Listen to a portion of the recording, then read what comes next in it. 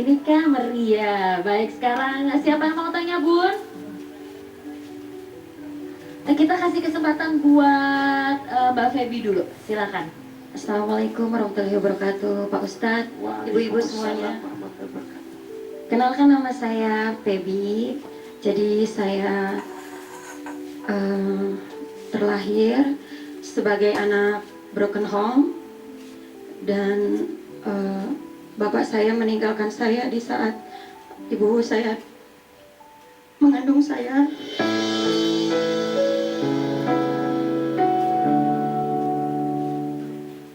Ibu saya menikah lagi dan dikaruniai anak 6. Jadi saya 7 bersaudara. Sedangkan bapak sambung saya hanya tukang ojek.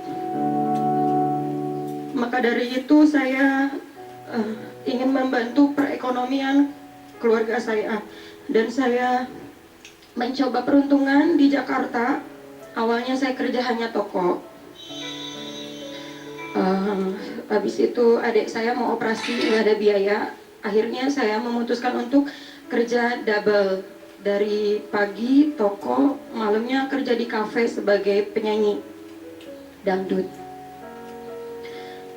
Alhamdulillah sudah terkumpul uang bisa operasi adik saya. Alhamdulillah juga saya ikut peruntungan ajang pencarian bakat di salah satu TV, dan alhamdulillah bisa mengangkat derajat keluarga saya. Dari saya tidak punya rumah, ada rumah cuman rumah gubuk, dan alhamdulillah saya bisa bangunin mama saya rumah. Dan dulu saya nggak sekolah, saya cuma lulus SMP. Bahkan saya mau sekolah pun harus ngamen biar saya bisa sekolah. Alhamdulillah, walaupun saya nggak sekolah, saya bisa menyekolahkan adik-adik saya.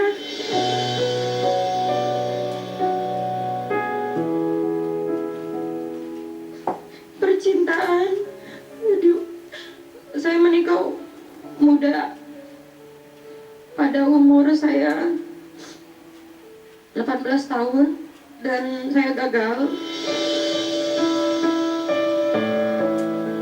Orang bilang cinta pertama anak perempuan itu adalah ayahnya. Tapi saya tidak merasakan itu. Saya dari kecil tidak pernah ngerasain kasih sayang orang tua, maupun itu ayah. Bahkan ibu saya menganggap saya, karena mungkin bapak saya meninggalkan ibu saya di saat ibu saya mengandung. Ibu saya melihat saya mungkin seperti bapak saya. Tapi saya sadari setelah saya dewasa, setelah saya pernah berumah tangga dan merasa gagal, saya mengerti perasaan ibu saya pada saat itu.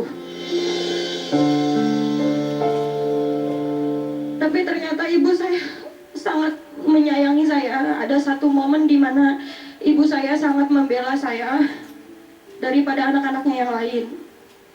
Dan saya baru sadar ternyata ibu saya sangat lebih sayang kepada saya. Dari saya tahu ibu saya lebih menyayangi saya, dendam saya berubah, Pak Ustadz.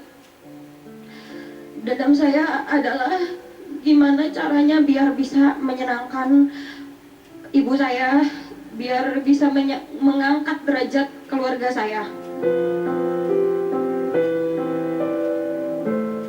Jadi Pak Ustadz,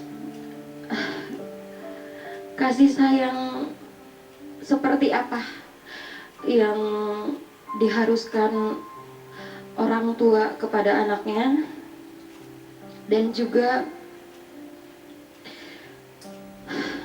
bagaimana rasa ikhlas ketika kita membantu orang tua, padahal kita juga punya rasa lelah dan masa lalu masa kecil. Dan apa hukumnya Pak Ustadz? Pekerjaan saya sebagai penyanyi dangdut, banyak yang bilang penyanyi dangdut itu haram, uangnya juga haram. Jadi sedangkan dari saya background saya hanya mengandalkan itu karena saya tidak sekolah. Begitu Pak Ustadz.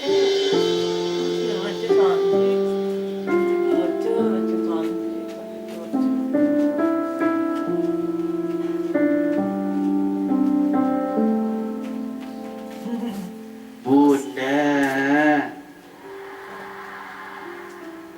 yang pertama, orang tua itu adalah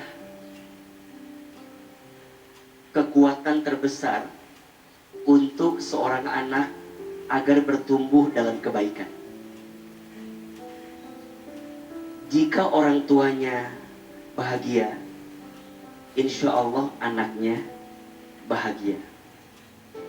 Jika orang tuanya menghadirkan kebaikan kepada anak, maka anak itu akan tumbuh dalam kebaikan.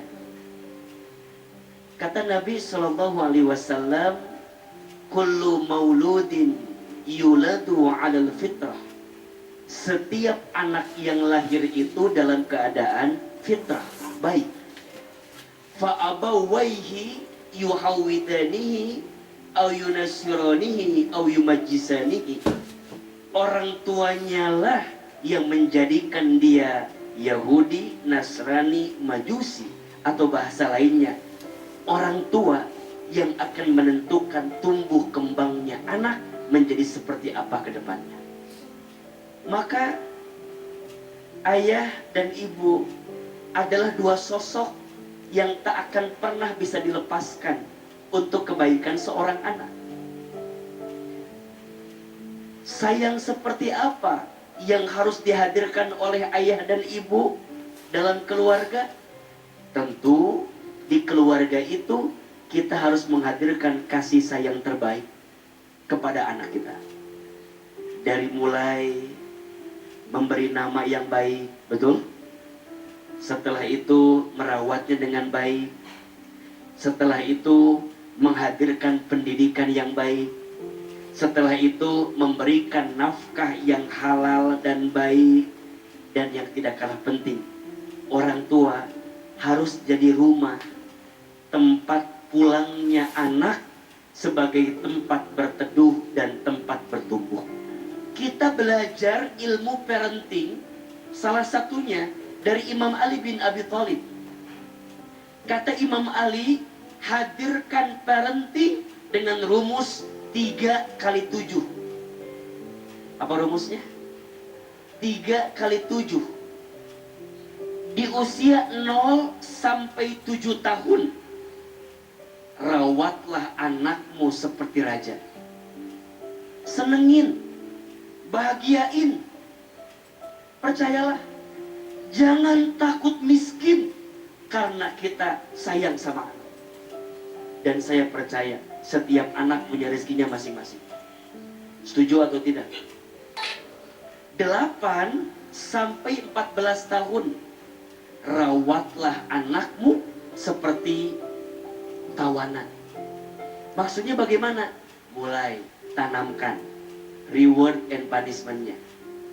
Kalau dia berprestasi, hargai, apresiasi. Tapi kalau dia salah, boleh nggak kita kasih teguran? Boleh nggak kita ingatkan? Boleh. Maka yang ketiga, kalau usia 15 sampai 21, didiklah anakmu seperti sahabat. Sahabat itu sudah bisa diajak dialog, sudah bisa diajak komunikasi, diajak ngobrol. Percayalah, kadang kasih sayang orang tua kepada anak itu tidak harus diukur dengan materi. Setuju nggak? Kebersamaan itu tidak harus mahal. kebersamaan itu tentang bagaimana kita bisa menghadirkan hati bersama anak-anak kita. Yang kedua, Kak Feby bertanya, AA bagaimana agar tetap ikhlas untuk berbakti kepada orang tua walaupun aku ngerasa sakit dengan sikap orang tuaku dulu. Caranya kita berbuat baik bukan karena orang baik sama kita, tapi kita berbuat baik karena Allah yang maha baik yang perintahkan kita. Betul? Kak Feby, kita nggak bisa balik ke masa lalu. Kita nggak bisa milih orang tua kita siapa. Kita nggak bisa milih ayah kita, ibu kita seperti apa. Tapi kita bisa pilih hidup kita ke depan mau seperti apa. Maka jangan pernah membenci masa lalu, karena tidak mungkin ada kamu seperti ini kalau tidak ada masa lalu. Maka sekarang belajar memaafkan, sesakit apapun sikap orang tua kepadamu waktu itu. Dan sekarang Kak Feby punya rizki yang banyak, punya pekerjaan yang baik. Boleh jadi karena di belakangmu ada banyak orang yang berteduh. Di belakangmu ada banyak orang yang bersandar. Setuju? Tolong jawab. Allah lihat tidak kebaikan kita? Allah tahu nggak usaha kita? Allah menyaksikan tidak jerih payah kita? Percayalah, jika dunia tidak membalas kebaikanmu, maka surga sedang menunggu setiap kebaikan.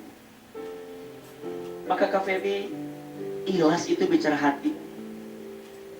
Dan siapapun di antara kita yang hari ini diberikan takdir harus menanggung kebutuhan keluarga, ingat, jangan jadikan itu beban, tapi jadikan itu pahala kebaikan. Dan yang ketiga, tentang pekerjaan, tentu jika ada pekerjaan yang lebih baik dan ada pekerjaan yang lebih bisa menjaga dirimu, yang bisa lebih menghormati tubuhmu, maka sebaiknya dicari pekerjaan lain yang barangkali lebih menenangkan hatimu. Betul? Tapi pelan-pelan. Kadang mungkin tidak bisa sekaligus, karena semua berproses dan berprogres. Semoga Allah kuatkan hatimu untuk melewati semuanya dalam kebaikan. Amin ya Rabbal Alamin.